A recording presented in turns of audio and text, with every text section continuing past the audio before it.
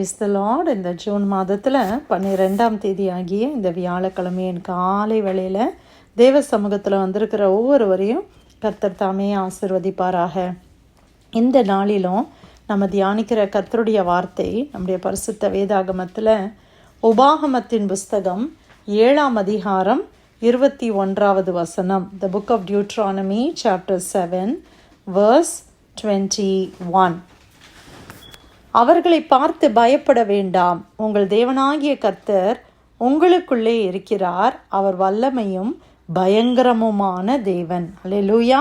கர்த்தருடைய அருமையான வார்த்தைக்காய் கர்த்தரை ஸ்தோத்திரிக்கலாமா? ஆண்டவராகிய இயேசு கிறிஸ்துவனுடைய இந்த வேத புஸ்தகத்திலேருந்து நம்ம வாசிக்கிற இந்த வசனத்தின் மூலமாய் கர்த்தர் நம்ம கொடுக்கிற பலத்துக்காய் கர்த்தரை ஸ்தோத்திரிக்கலாம். அவர்களை பார்த்து பயப்பட வேண்டாம். எதை குறித்து நம்ம பயப்படுகிறோம்?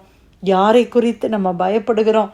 ஆண்டவர் இன்னைக்கு நம்மளோடு சொல்லுகிறாங்க, அவர்களை பார்த்து நீ பயப்பட வேண்டாம், உங்கள் தேவனாகிய கர்த்தர் உங்களுக்குள்ளே இருக்கிறார். ஏன் நம்ம பயப்பட வேண்டாம்?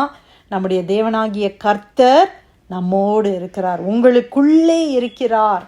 அவர் வல்லமையும் பயங்கரமுமான தேவன். அல்லேலூயா. அவர் எப்படிப்பட்ட தேவன்? அவர் அசாதாரணமான தேவன், அவர் வல்லமை மிகுந்த தேவன், அவர் பயங்கரமான தேவன். இன்றைக்கி நம்ம கூட நல்ல ஒரு பெரிய பாடி கார்டு மாதிரி ஒருத்தங்க இருந்தாங்கன்னா நம்ம பயப்படுவோமா? பயப்படவே மாட்டோம் இல்லை? அந்த மாதிரி அதை விட எத்தனை மடங்கு நம்முடைய தேவன் வல்லமையுள்ளவராக இருக்கிறார். மோசே தேவனுடைய பிள்ளைகளை இஸ்ரவேல் ஜனத்தை வழிநடத்தி வரும்போது அவர் சொல்லுகிறார், ஆண்டவர் உங்களை எப்படியெல்லாம் வழிநடத்திட்டு வந்தாங்க அப்படின்றத அவர் நினைப்பூட்டி அவர் அநேக காரியங்களை அவர்களுக்கு சொல்லுகிறார். நான் சில வசனங்களை நான் வாசிக்கிறேன், நீங்கள் புரிஞ்சு கொள்வீங்க.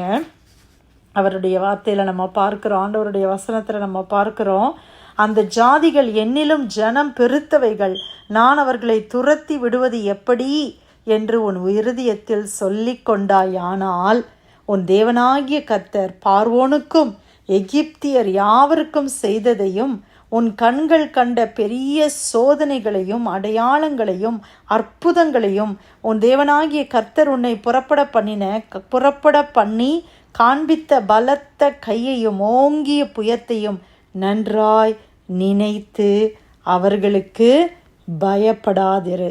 நீ பார்த்து பயப்படுகிற எல்லா ஜனங்களுக்கும் உன் தேவனாகிய கர்த்தர் அப்படியே செய்வார். மீதியாக இருந்து உனக்கு தப்பி ஒழித்து கொள்ளுகிறவர்களும் அழிந்து போகும் மட்டும் உன் தேவனாகிய கர்த்தர் அவர்களுக்குள்ளே குளவிகளை அனுப்புவார். அவர்களை பார்த்து பயப்பட வேண்டாம், உங்கள் தேவனாகிய கர்த்தர் உங்களுக்குள்ளே இருக்கிறார், அவர் வல்லமையும் பயங்கரமுமான தேவன். அல்லேலூயா. எப்படி இந்த ஜனத்தை நான் மேற்கொள்ளுவேன்? இவ்வளோ பெரிய பிரச்சனை எனக்கு முன்னால் இருக்குதே, இதை எப்படி என்னால் தாண்ட முடியும்? எப்படி இதை மீண்டு நான் வருவேன்? நான் என்ன செய்ய போகிறேன் அப்படின்னு சொல்லி நீ பயப்பட வேண்டாம். ஏனென்றால் உன்னுடைய வாழ்க்கையில் ஏற்கனவே கர்த்தர் எவ்வளவோ அற்புதங்களை செய்திருக்கிறார். எத்தனையோ விசை தேவன் நமக்கு உதவி இருக்கிறார். எத்தனையோ இக்கட்டுகள், எத்தனையோ போராட்டங்கள், எத்தனையோ கஷ்டங்களில் இருந்தெல்லாம் ஆண்டவர் நம்மளை விடுதலை ஆக்கி இருக்கிறார். அந்த தேவனை நீ நினைத்துக்கொள், அந்த கர்த்தரை நீ நினைத்துக்கொள். Remember God.